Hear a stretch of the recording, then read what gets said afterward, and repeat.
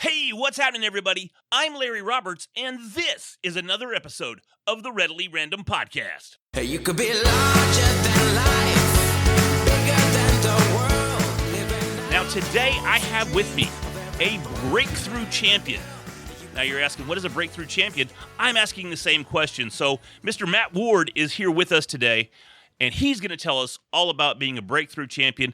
And after doing my homework and seeing his website, I've got a couple of other questions too. But we're going to start off with an intro. So, Matt, welcome to the show. Take a minute, tell us who you are and what you got going. Well, thanks so much for having me, Larry. I appreciate it. So who am I? Well, I'm the youngest of three boys, the first to graduate high school, and the only one, frankly, I think it's good, to not go to prison. Oh, there you go. We'll start off with that, get that right out of the way. I grew up in Hershey, Pennsylvania, a product of the chocolate man himself. He created a school for disadvantaged kids, and so the profits from Hershey Foods go to fund the school. And I went to that school tuition free for 7 years. Oh, wow. It's a private boarding school for disadvantaged kids. So I think when you put those two things together, you realize where I am and how I got here. And I'm an entrepreneur. I never thought I would be a business owner. I was an accidental business owner and have figured it out ever since. So with a high school diploma, I'm off and running and trying to change the world just one connection at a time. Well, see, and that's what it takes. And that's, ironically enough, that's how I found you, was through one of my other connections in Laura Peterson.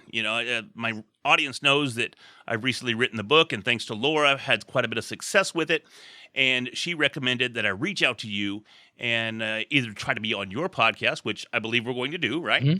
And possibly have you as well. And here I am, lucky enough to have you here. So, and I met Laura many years ago in Arizona at a networking event when I was visiting town for a week. That's how I met met her, through a connection like that. And it was 1 week. Yeah, and actually, I she was involved with the chamber, and my company was setting up an office out there, and so I went out to train some people, and I took the folks on my team to the chamber events, and so we strategically planned the training that week for the week that the chamber had the most events. Gotcha. So that we could go to all these events and meet a bunch of people and introduce people. And I met Laura then, and we connected and over time just stayed in touch. And it's, we just have watched each other's businesses evolve and entrepreneurial dreams happen. And I've watched her travel the world and take her dog with her everywhere she goes, and she's watched me build a business and be able to step away from that business while it runs itself and now speak publicly on a national scale. That's phenomenal. She's actually in Colombia right now, but just to hear that you have started a business and you've grown it to a point where it not necessarily runs itself, but you don't have to be on site 24/7 and it's a nice stream of revenue for you while you have the opportunity to travel and speak. So that says volumes. So, yeah. One of the things that I have to get off my chest right out of the gate is I'm dying to find out. You're from Hershey, Pennsylvania. Your website says something about chocolate and business molding together. Yeah. So do you have a chocolate business or what's the scoop? No, that's the great analogy. So I have one of my talks, so I have two primary talks that I talk about. One is how to get more word of mouth referrals. Through caring. And then the other is called Solving the Procrastination Puzzle by Taking Charge with Chocolate. And so I talk about how people can take action more in their lives and in their business. And I relate that back to a lot of points in Milton Hershey's life. Somebody who failed time and time again, filed bankruptcy twice before he started his third company, which was Lancaster Caramels. Then he sold that for $1 million and started the Hershey Chocolate Company.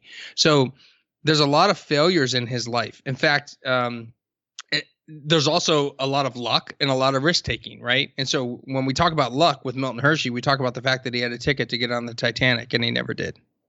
I think I've heard that before. Yeah. Right. Yeah. So he also was a very forward thinker. So he put his entire fortune away into a trust to live forever 40 years before he died. I mean, can you think, if you're thinking right now, 40 years from today, I'm going to die.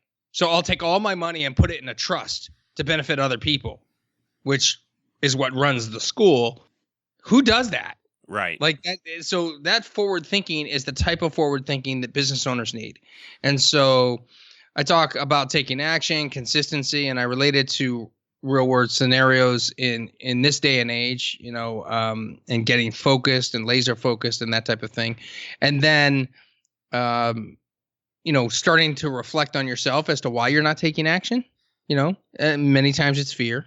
I think oftentimes we don't take a lot of action. My podcast that I co-host is the Square Peg Round Hole podcast, and Dan and I, it's a co-host of podcast. We help people take massive action. We just implore people to find ways to take action every day, and you can build up a lot of baby steps in taking action to get to this massive. A lot of people think, Larry, that we have epiphanies, right? Sure. These breakthroughs, like Breakthrough Champion, like this breakthrough happens like that. It never happens like that. It is bit by bit by bit by bit.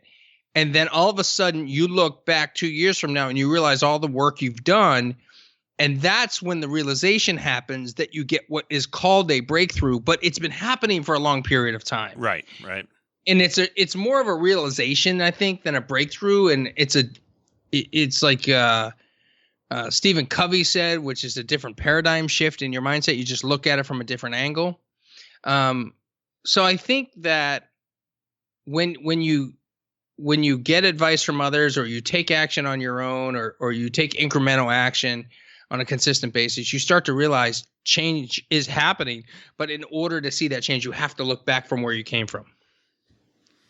And I can relate to that quite a bit myself, especially the part, though, as much as I hate to admit it, especially the part of where I don't take the action, or I do have the quote-unquote epiphany, and I take action on the epiphany, but it's not really, let's call it a passion, or it's not really a planned action. It's just in the moment I go, oh, wow, I can do this. And I do this for about 6 months, and then this fizzles out, Going back to the book, I had to sell my wife on the fact that I was really going to do this. And I heard that on your podcast. Yeah. And here's the thing about that, Larry, is that I'm not a big believer that there's any one way to do something, any right way or wrong way. There's your way and there's my way. Sure. And I think that as we progress through life, we all learn at different speeds in different ways. You might say, hey, I thought of this thing and I took action on it and I did it for 6 months and then it fizzled out. Well, I mean, maybe you learned something in that 6 months. Maybe you learned that you didn't like to do it as much as you thought you did early on. A lot of people refer to these things as white shiny objects. They talk about it in an ADHD mind or ADD mind, and they talk about it in a negative way. I've been a victim of that in a lot of ways, where people sort of judge me because I try this, I try that, I try this, I try that, and I don't complete projects. But I know that about myself. So I surround myself with a team that can help me get them to the end. At the end of the day, though, I consider myself a risk taker. And having taken all of these risks, I feel like I take more action than most people. Mm-hmm. Is it a lot more? I don't know. A good speaker friend of mine, Eric Wall, said he takes massive imperfect action all the time. He just keeps trying to fail. Because if you try to fail, that means you're going to try and innovate. And he's a creative guy. That's what that's the space he lives in. Right. And I think really super creative people have to really challenge the mainstream and really take as much action as they can. There are times where, I'm that guy on stage talking about taking action, and then that afternoon I'm vegging in the chair watching TV. But that doesn't mean I'm lazy and I didn't take action. It also doesn't mean I don't think about it. Oh, should I be doing this? Should I be? We all have those moments. Sure. But I've always believed that there's sort of 3% of society that take action on a regular basis. Well, and I mean that can be correlated right back to the upper echelon of the earners. If 3% take action, well, 3% is going to have probably the vast majority of the wealth. Because for some reason, I sit around and money just doesn't just appear. I don't know what the deal is, but I haven't perfected that yet. I have a money tree out here. You didn't want one? Cool. Well, I'll be over in a bit. So we can keep dropping cliches in here if you want. no, that's fine. Yeah, they're a little too easy most of the time. And I'm just taking action, man. I'm just taking action. That's it. Right. You say you're a risk taker, and on a more trivial note, you're an avid ATV rider. Yes. Yeah. What do you do there, man? I see on your website you go to Polaris, and you're out there. Oh yeah, I have I'm glad you noticed that. That's awesome. I own a Polaris RZR side by side, a 2-seater car that you drive, and I live in Massachusetts, and I ride the trails of New Hampshire and Maine. New Hampshire has 1,000 interconnected miles of trails, and Maine has like 6,000 or something. Wow. And that's primarily because they're moving to tourism up there for their economy, because the paper industry has kind of faltered over the years with digital. So they converted a lot of the paper logging trails into, ATV and snowmobile trails. And snowmobile trails are really acceptable now, and because they were working on that 20 and 25 years ago. ATVs not so much, so the number of miles is a lot less, but it's really picking up. A couple years ago, I went out to a rally in Idaho with my ATV, and so when I get on the ATV, I ride for 125, 150 miles on the trails in a given day, and that'll take 8 or 10 hours. Sure. Because your average speed is not going to be 40 miles an hour on a trail. Yeah, you're not getting it the whole time. I've been through the whole ATV thing about 3 different times, and I'm looking at RZRs now, but the wife, she's like, dude, we're not going to do this. I'm not even allowed to buy another 4-wheeler, because I went through a Warrior, I went through 2 Raptors, and now here I'm on to the Polaris, and so she's like, what are we going to do, man, So I mean, like, if you get the RZR, but you can get the 4-seater and take your friends. Well, see, I'm telling her it's a 2-seater, and her and I can ride together. Yeah. But real quick, I took her on a 4-wheeling trip one time, and it's local trail, 30, 45 minutes away. And we went with a group of friends, and we didn't have enough ATVs for everybody, right? So we're like, honey, we're just going to go run. We'll do a real quick trail ride, come back. You can jump on Christie's, and then we'll go again, right? Yeah. Well, we left her there with a child, which doesn't really mix. And granted, he was about 5, but still, it was a child. It started raining, so they were trapped in the truck with a child. We're on the trails while it's raining, and one of us gets stuck in the mud, so we have to pull him out. We say, Kevin, stay on the left side of the trail. Where does Kevin go? Right back on the right side of the trail. He gets stuck again. Needless to say, after 2 hours, we make it back to camp, and my wife's been trapped there all by herself the whole time. So I think it's also needless to say that she never went again. So yeah, that might be a little hard to take action on buying a side by side if she's not included. But maybe the reasoning on that is hey, that was an ATV, there wasn't room. Now we get a side by side, there's room. Exactly. Because you can't take 2 people on a Raptor. I mean, it's a single seater sport machine. Now, of course, it's long. The seat's long, but they're not going to let you ride around if they catch you on the trails with it. You'll get in trouble. So that's a no. But yeah, I just absolutely love riding. Oh, it's great. The thing about it is, and I listen to a lot of podcasts. Mm-hmm. I enjoy them. I consider myself a lifelong learner, and so I'm always challenging myself to a new idea. And I will turn the podcast on my Bluetooth on my phone, and I have a Bluetooth headset inside my helmet. Mm-hmm. And so I'll just listen to podcasts, and I'll think about business ideas. I'll think about keynote topics. I'll think about how I can adjust my speeches on stage to better connect with the audience. And when you're out there, you're in God's country, right? And so it's just everything is majestic, and you get up over these hilltops and you can see for miles and miles and miles, and everybody stops to take pictures, and you're just sitting there, and your mind just wanders, and mine thinks a lot about business and innovation and creativity stuff. So I always find that those tend to be some of the best creative weekends I have, because when I come back, I can start jotting down notes of things I thought about. Right on. And I have to assume that you say you talk about 2 different topics mostly. One with Yeah. generating more leads by word of mouth by caring, and I like that topic a lot. Is that one of your keynote topics as well? Yeah, that's my primary keynote. Okay. Is referred to as care package. There's some confusion around that where people think it's actually packages like the USO or packages you got it when you're at camp. So we really just focus on the topic as being how to generate more word of mouth referrals in your business and leave it at that. And what we talk about is sort of old school connecting, right? So it's connecting like this face to face, even though we're in different cities. Sure. Right. It's like texting somebody versus email is overused now. And, you know, the best example I can give you is how do you cut through the noise when your friend on Facebook has a birthday?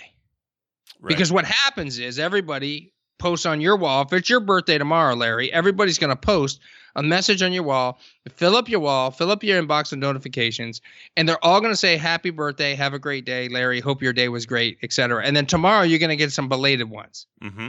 And if you and I next week change our birthdays on Facebook, you're laughing because you know that's going to happen. I know where you're going, man. I know where you're going. People don't know your birthday, Larry. Right. And so the reality is, if you're part of that group that just posts, I'm not even convinced that the people who are receiving the happy birthday message write down all the names of the people that did it, so they make sure that they send happy birthdays back to them on their Facebook wall when it's their birthday. And in reality, I just simply suggest to people that use Facebook as a tool. And you go into the birthday section, which is very clear. It's like in the events section, it'll say upcoming birthdays. Right. You look at the list, and if there's somebody you truly want to wish a happy birthday, buy a card. Stop. This isn't hard. Stop. Right? No way. And so the question I often get that most people ask me is, but wait, they're my Facebook friend. How do I get their address? Well, two things. Number one, you'd be surprised how much information is publicly available, right? If you don't know it, you can just, I don't know, maybe call or email Noah Kagan. Maybe he'll send you the info that he got to Cambridge Analytica. But in reality, if you just Google their name, you might get an address. There's a lot of publicly available information out there. And it's an amazing thing to just ask them. And people ask me for my address and I give it. It's not, this stuff isn't hard. Like it's for some reason, it's just we forget about it. It's not that we don't care. Right. It's just that it's no longer like a priority because we're so busy. Well, let me ask you this. Can people get a little tentative about giving their address because we're so bombarded with negativity online and on the news? And, you know, you never hear a positive story on the news. It's so-and-so got shot, so-and-so got raped, so-and-so got mugged. Yep. So do you think there is a bit of timidity when it comes to giving out an address for a birthday card to some random cat? But I mean, but if you're random, yeah, of course. I'm not necessarily, if we have no connection and we're just like a Facebook friend because we saw each other in high school twice, then yeah, that's not somebody you should be asking an address for because now you're going to be using that in a malicious way. But here's the reality. When we connected, I had you fill out a form for our podcast. Yes. And in there, you put your address. Oh, I sure did. Yeah. Yeah. And so I spoke in Fort Myers, Florida on, in late April. It was like the 23rd. And I was speaking at a very cool bowling alley, Headpins. And it's one of these, they got a bar and they got all these adult video games, kind of like a Dave & Buster's, but with bowling and lots of sports on the TVs and stuff. And I was speaking at this private event and I got the address of the event, but I did not have the address of the organizer. And so after the event was over and I was chatting with the organizer, I simply said, hey, can I get your business card? And her response was, well, I don't have one on me. I said, oh, okay. And as we continued the conversation, she gave me an opportunity to do something that required her address. So what she was talking about was this this issue around caring, which is you give and you give and you give. You send birthday cards and you send thank you cards and you do all these things, but then no one does anything in return for you. Sure. And so you feel frustrated. And I will tell you that is a natural instinct. We were born that way because we want attention. When we cried as a baby, we were held, right? So there's a great book out there called Never Eat Alone by Keith Ferrazzi, and it changed my world of thinking many years ago. It is not about eating, even though I'm a large guy. It is not about eating. It is about building lifelong, mutually beneficial relationships. And one of the messages in that book is really about giving without the expectation of getting anything in return. And so when I first started that practice, I realized, okay, I gave 3, 4, 5 times. And then I used to think, oh, when's my turn? When's my turn? And it's a muscle. It's like anything. And so eventually that goes away. And so when she was talking about this, I said, you got to read this book, Never Eat Alone by Keith Ferrazzi. And you know what? This is a book that I give people all the time when they ask this question. So I'm going to mail you a copy of this book. No cost to you. I'm going to mail it to you. I need to get your address. Right. Now I have the address for the thank you card just as well for booking me to speak. So if she didn't mention that, I wouldn't have had the opportunity to ask for the address and as such get the address for the book, but I still would have followed up with an email asking for the address afterwards and mailing a handwritten card with a note in it and a personalized note. I'm not talking about happy birthday or thank you for booking me. Sure. Because anybody's administrative assistant or part-time help could do this. That's not what I'm talking about. I'm actually talking about you writing a note that's relative to the conversation you had so that they realize you are connecting with them. You heard them. You listened. Sure. That's so key. And what every marketer talks about in the marketing world is marketing and advertising so that you can be TOMA, top of mind awareness. I'd never heard that term, but. Right. But what caring does is it keeps you top of mind because you care about other people. You ask about them. You let them talk about their stuff. And so when you do that, you are TOMA, and a byproduct is more word of mouth referrals. You know, it's funny because I've been selling almost my whole life because, you know, I don't have a degree. I was enrolled in college, had to drop out immediately, didn't even get to the first class. High five, man. I'm the same right way. There, yeah. So, you know, I immediately went into, because I wanted a real job right out of high school. So I immediately went into selling cars. And I had to apply at this dealership like 5 times before they would even talk to me. And finally, the guy that interviewed me, he's still a lifelong friend to this day. And, it's some of the techniques that you're talking about are the same. You know, it's hard to make a living in the car business or above the standard living in the car business if you don't have word-of-mouth referrals. So you have to do things like this with the birthdays, with the thank you cards, with the personalization of whatever it is that and you're how doing. many do that?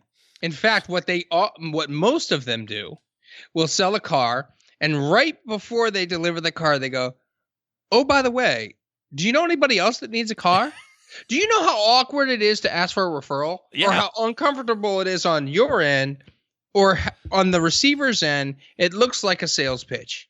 Yeah, exactly. You don't even know if the car you're about to get into is a lemon. It's one of your biggest concerns in buying a car. You spend all this money, you got a payment, you got insurance, everything just went up, everything's changed. You're all excited with the new car smell, and they ask you for a referral. And it's really, It's jarring. Right. And so the number one question that people ask who, I have a Facebook group that's about getting more word of mouth referrals. And the number one question they ask when they join the group is, how do I get more? I ask them what the challenge is. And they say asking properly, asking enough, asking consistently. It's not asking. You should never have to. I never ask for referrals. Now, there's a difference between asking for referrals and asking for business. You do have to sell. Sure. And caring, you can't open up a business today, care about people, and start selling today. It doesn't work like that. It's a long-term process. So you have to balance that with sales and marketing at the beginning. But if you have a business that's been around for a long time and you show care for your customers, clients, I call them contacts because it's your referral partners, your vendors, the people that send you It's literally everybody. referrals. It's everybody. Everybody you make contact with, sure. Then you're going to get word of mouth referrals from that. And it is consistent. My web business consistently gets word of mouth referrals every single week, every single month, because we connect and I do things. I send personalized videos to people. That's not hard. I have a service that costs, I think, $25 a month. And so I just record a little video.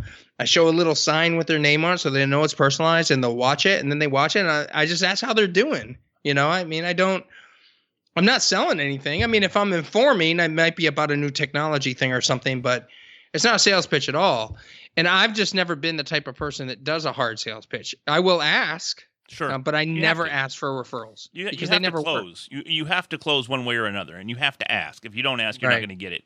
But asking, just like you said, to close a deal or close a sale is completely different than asking for, hey, you know anybody that wants to buy a car? Or you know anybody? that voice. You know, I mean, it's ridiculous. So it's a totally You should do different the game. whole interview in that voice right there. It's awesome. I'll save that for your podcast. So Yeah, and that's the thing. It's like, because think about this for a second. If you're going to ask somebody for a referral, how do you feel? You're very cautious because you're not sure how they're going to respond. Mhm. And if you're going to be asked for a referral, how are you going to respond? Oftentimes what happens is the person being asked gives up a name. And it never turns into business because it's not a hot referral. It's not a warm referral. It's barely a lead. It's a name so that they could oblige you because you asked. right. And they never turn into business that way. The reality is we did a survey many moons ago at my company, my web company. And basically what it was we were going to give away this huge prize for a referral contest. So we asked, would you be interested? It was like a little survey thing. Sure. And the overwhelming response, like 95% of the people said, I would not be interested in referring based on a prize. I will refer when the opportunity presents itself. Oh wow. Right? And Larry, do you know when the opportunity presents itself? When you are top of mind aware to them. Because if they know that you exist, we had a guy on our podcast some time ago, Ralph Henderson, and we were talking about the know, like, and trust factor. Everybody says you got to know, like, and trust. My grandfather told me that. It's who you know. It's not what you know. It's who you know. And Ralph said, I don't think it's what you know, and I don't think it's who you know. I think it's who knows you. And I'm like, bingo, that's it. So that's why you advertise, is it not? Sure. You're advertising to get people to know what you do. So if you just tell people what you do, but you do that through helping them, you're going to be a rock star, right? Well, most definitely. That's what people are looking for, is for you to help them. And if you help them, in my experience, they're more than happy to turn around and do the same for you. And doing business is so much more fun that way. You literally are high-fiving the people you work with. Oh, yeah. Isn't that the type of day you want to get up to rather than I can't do the voices like you do, but rather than get out of bed and go, oh, I gotta deal with this client today. Nobody wants that. Nobody.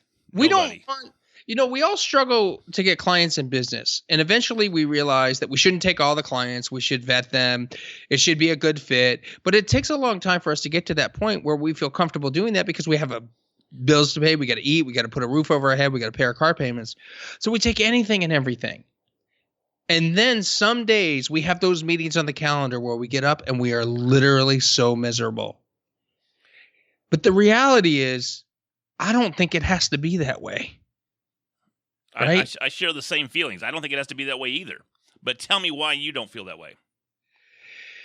Because I think that somewhere along the way, sales became salesy and less caring. There's another speaker, Phil M. Jones, who says you should never, I believe he says it like this, and I can't impersonate him because he's from London, so he's got that accent. But he says, you should never, ever, ever, ever, ever, ever, ever sell somebody something unless they say these words. And it was something to the effect of, you need this because you said this. And so what it was about a conversation that related to the fact that they had a pain and that you had the solution for that pain and that problem. But what's happening is sales have become this thing where we just sell because we need to make a sale. You know, and that's why I think car dealers got a bad rap for so many years. You Well, know, and everything's scripted. Nothing is personal. Everything is scripted. yeah. And I was even watching a video / podcast the other day of a very well-known speaker, and he was teaching people how to cold call.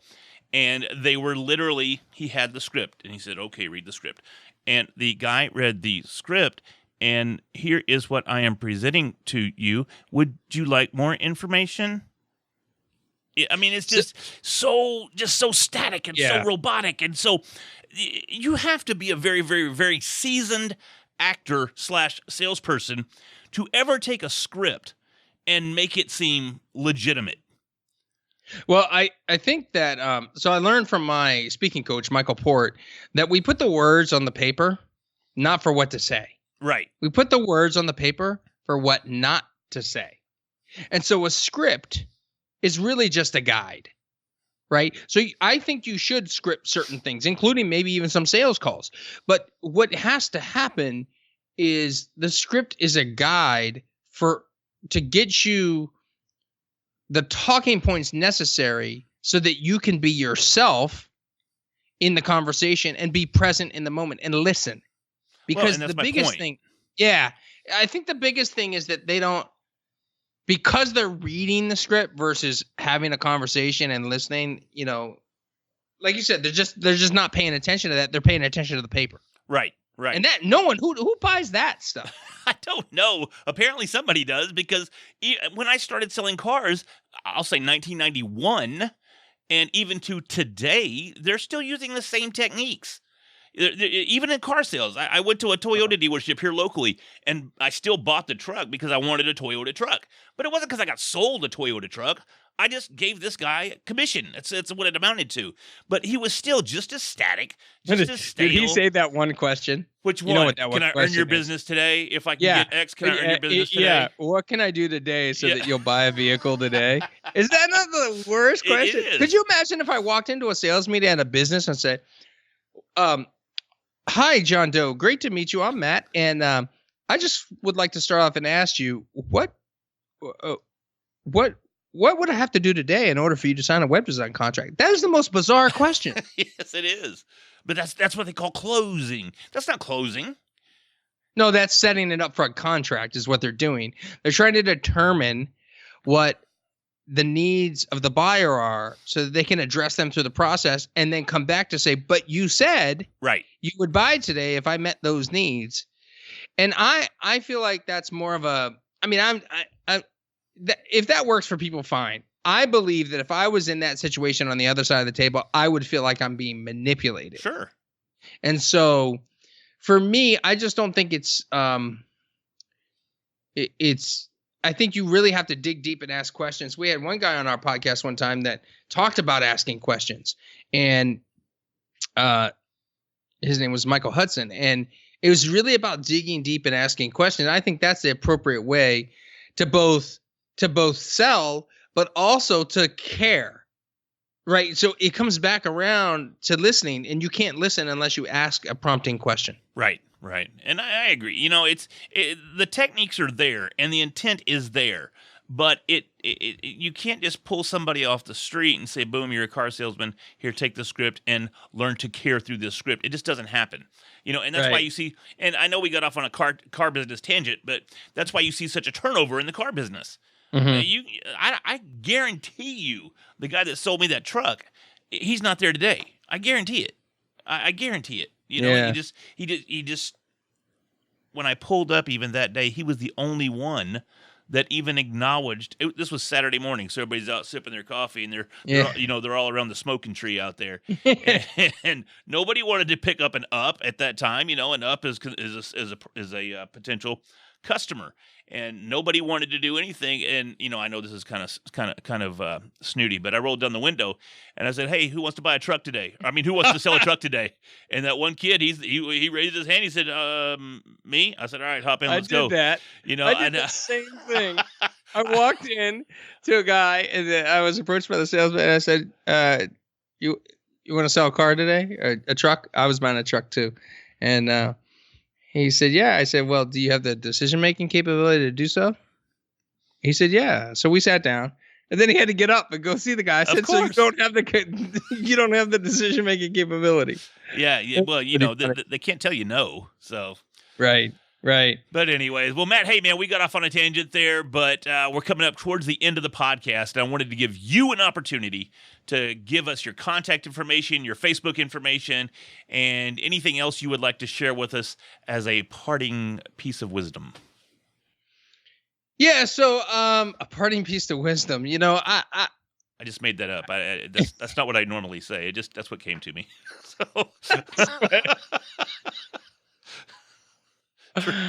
Oh boy. So I think that I just believe in taking action, and even if it's just a little bit every day, and caring about other people and listening to other people, and that will help your business grow. And frankly, if you don't own a business, it will help you grow in your job. And because that is, I started there. I had a part-time gig in 2002, and I took it full-time in 2005. And so you don't need a college degree to do this, folks. You just got to have hard work, dedication, commitment. You got to get past the 5 years that they talk about in small business ownership. But even if that isn't your dream, even if your dream is just to be a better employee, you can do that by asking questions, listening, and then pay attention. Pay attention to the people you work with. So you can reach me at breakthrough-champion.com/random. I'll set up a page for podcast listeners to go and download a free guide there and see what we talked about. And if you want to jump into the Facebook group, you can just search Get More Word of Mouth Referrals on Facebook and join the group. We'd love to have you. What we do there is we talk about sort of stories that people have done, how they've gifted to others, how they surprise, because we have 4 components we care about, which is over delivery, listening, surprise, and non-self-serving acts. So those are the 4 components to actually building a personal care package that can get more referrals. So we let people share their stories of that, and then or ask questions about how they can do, how can they gift. Like I know Larry, like I can't think of anything to get Larry. And my question would be, well, go to his Facebook page. I think he likes Batman. He might like Superman. Doesn't like Superman, no. Forget Superman. We like Batman. Batman, there you go. Batman and Anonymous. There you go, yeah. You see the match. And so, but it's about understanding what people put out there publicly, and that you could use to share in a similar experience, and that's listening to them as well. So, yeah. Check out the Facebook group, and you can find us online at and if you want to listen to the podcast, the Square Peg Round Hole podcast, we created that for people that felt like they were the square peg in the round hole at a corporate environment, and then they started their own business and they went, oh wait, now what? So we bring on experts to talk about all kinds of different things and share their expertise, and we have authors on there. We just had Neen James on to talk about Attention Pays, her new book, and we've had a number of authors on. Jeffrey Shaw talked about lingo, how to speak the language of your customers. Lots of different. We're well over a year now, similar to you. Congratulations on that. As you well know, when you start something, sometimes it'll fizzle out, but if you get this far in, you got something good going on. Yeah, so. you're in it to win it. Once I think I've heard the statistic is 7 or 8 episodes of a 7. podcast. Yeah. So if you bust that 7, then odds are you're going to stick with it. So. Yeah, it's a lot of fun. It is. No, I appreciate you having me on, Larry. It's been a lot of fun. It's been a lot of fun talking about car sales and what not to do, and sharing in the experience with you. I greatly appreciate it. Thank you, man. Take care of yourself, and we'll talk to you soon. You could be